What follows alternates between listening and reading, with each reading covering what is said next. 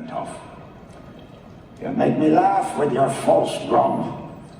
Ye pretended there's some mystery in your quietudes, but I get to fly around on wires, you know, for weeks at a time.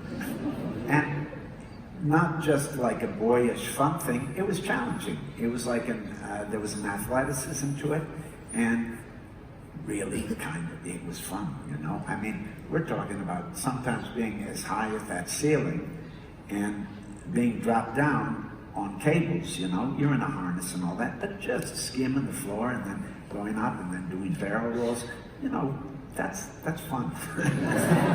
And then when you start to film it and you're laying scenes and you're laying character, you know, there's something there. There's something there. How did you get into doing your own stunts? Because lots of actors just say, no, get someone else in to do it. I think it breaks, you know, it's, you know, the joke is, why would you want someone to make love to your wife? I mean, that's the fun part. Sorry. Whoops. No, that's my job. And if I step out, someone else does that character for a little while, then I gotta reclaim it. I gotta get back into it. You know, it should be one, I'm there for an experience that's, you know, filtered through all kinds of things, but that is transparent enough that people can have that experience with me. And if it gets too fragmented, then it's hard to feel that.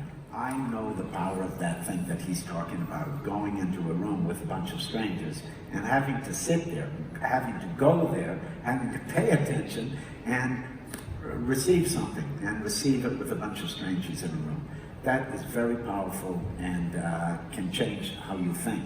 If you control the experience too much, if you have the ability to turn it off, if you have the ability to take a phone call, if you don't like the first 5 minutes and say, let's try something else, you know, you don't get your feet held to the fire. And I think sometimes in the most, you know, the most rewarding movies, it's not easy.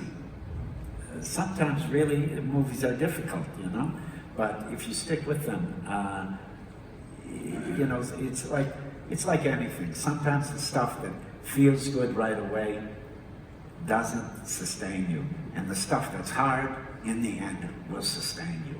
And movies are like that. So from an audience point of view, if you have too much control, you have to submit somehow. And to be in a room of other people submitting to a bunch of light on the screen, you know, to basically have a collective dream, I think is cool. When it becomes my movie, my iPhone, my coffee, mine.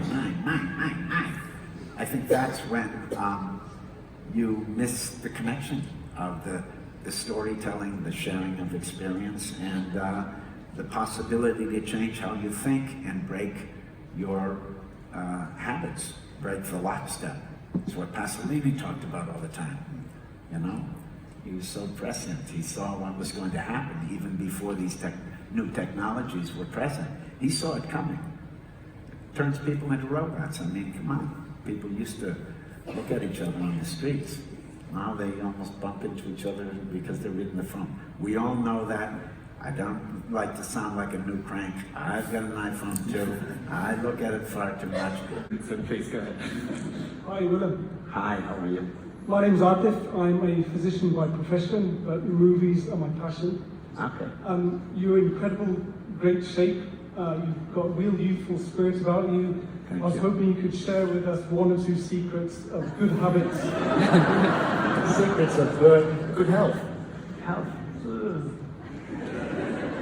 Try not to be a jerk.